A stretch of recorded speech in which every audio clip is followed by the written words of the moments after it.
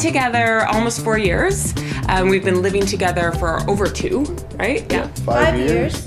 And we've lived in the house a year, July 7th. Eventually, we do definitely see ourselves getting married.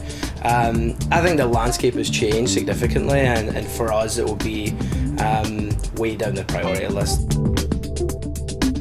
It's just the way we were brought up. It's you're meant to be with someone and get married and have kids and start a family. I think the baby's an interesting part because it's such a big step, but we would probably feel ready to have a baby before we wanted to get married, just in terms of life stage and prioritization. And there's a time limit on that. There's not a time limit on getting married. Both my parents are married, his parents are married, and no one in my family's divorced. So really, for me, it's the next step in our relationship. For us, I think it's the cultural evolution that, you know, society, the pressure from family, friends and society just doesn't exist anymore. People are just much more accommodating. Yeah, it's very comfortable for us to, we will never be shunned for, for living together out of wedlock.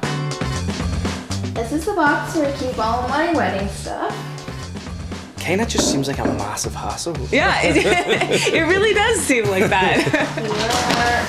Coolest ever wedding invitations. All the planning and the time and the money and the not stepping on people's toes, you know, showers and bachelorette parties. This is the start of our binder. Guest lists, people in our wedding party, everyone that we sent invitations to. It's not something that I'm particularly looking forward to. And it kind of overcomplicates it, and I think that's for us. We would rather spend money on traveling, buy a house, have a baby all before we would probably get married. We're together permanently.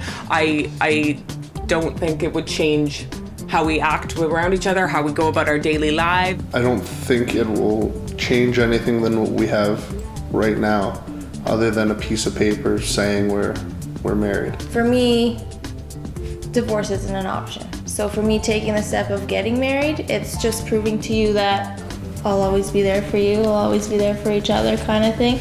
I potentially see the downsides of actually getting married and the negative connotations that perhaps would go with that in terms of, you know, added pressure. Yeah. For us, I think the key is making sure it's the right time for us and not doing it because, you know, status quo society tells us. Going away to get married, spending a week with our closest friends and family, and just seems like perfect thing for us to do.